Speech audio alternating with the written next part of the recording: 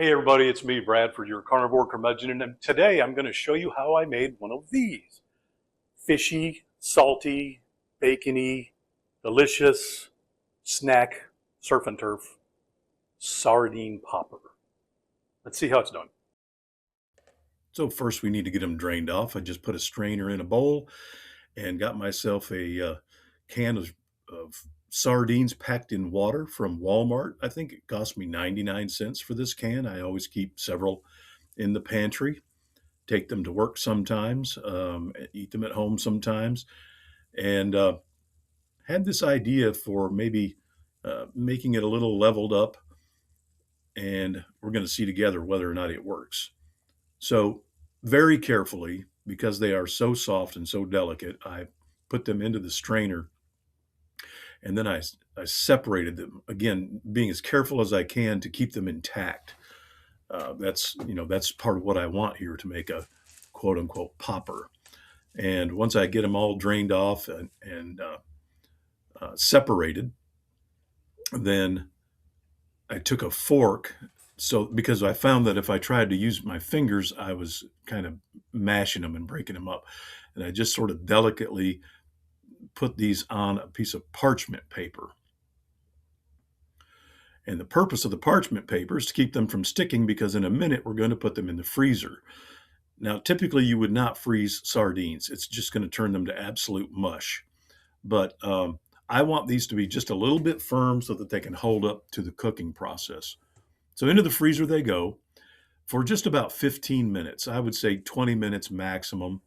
It's just to keep them from falling apart during the cooking process, because we're going to wrap them in bacon. And of course, it's going to take some cooking time to get that bacon crisp. So they're firm enough to hold without worrying about whether or not they'll work. Now, I got my camera off center here, and I apologize, but it's really pretty simple. Take a sardine, flip a piece of bacon up over the top so that both sides are covered, cut that piece of bacon in half, and then wrap it the other way. And that's really all there is to it. I did kind of take that second piece, the cut piece of bacon, and stretched it a little bit to make it go all the way around. I'm looking to cover it the best I can without it just being a giant mound of bacon.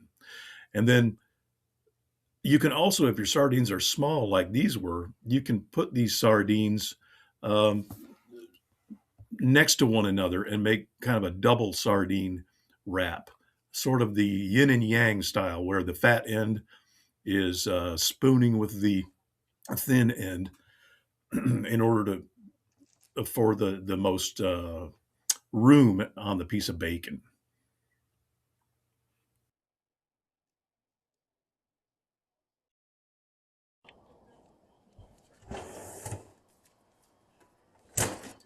Once they're all wrapped up, back into the freezer they go for about 10 to 12 minutes, just enough to keep that bacon from, when you use your hands with bacon, it starts to melt pretty quickly. And now it's time to put them in the air fryer. They're firm enough. They're not frozen. Uh, I think they're just right. So into the air fryer they go, and your air fryer and your bacon is going to determine the time. I did do it on 400 degrees. Now, normally if you put bacon in the oven at 400 degrees, it takes about 20 minutes to make it crisp. But this is, a little bit different. I did this for about 12 minutes, and then the top was crispy, but the bottom was mushy. So I flipped them over and cooked them for an additional 3 or 4 minutes to make them crispy on both sides. And once they were done, I just took them out and put them on a plate with a piece of paper towel, kitchen paper. I don't know what people call it. Hey, this juice, this grease that's in the pan, I wouldn't keep that unless you love your bacon grease fishy flavored.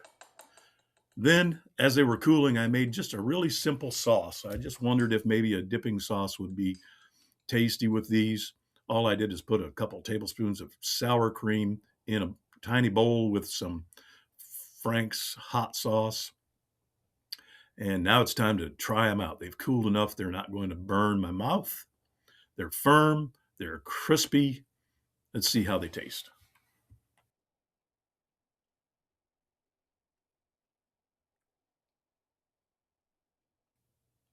And yeah, reminiscent of a popper, but obviously with a fishy, salty taste. You know, if you hate sardines, you're probably not going to love this. If you tolerate sardines, you might like this because it is a nice flavor matchup. It's not unusual to pair bacon with fish. And this little dipping sauce, for me, really sent it over the top. That acid from the hot sauce cut through the fat, even though it was mixed in with some sour cream. It probably could have done more hot sauce, less sour cream, but that was even better. Now, I didn't have very long to cook these because my wife was out of the house for just a little while with our son, and she hates, hates the smell of fish. So I'm not going to promise the house doesn't smell like fish. It probably does, but you know, if you wrap it in a little bacon and get that bacony smell, maybe it's just a little less egregious.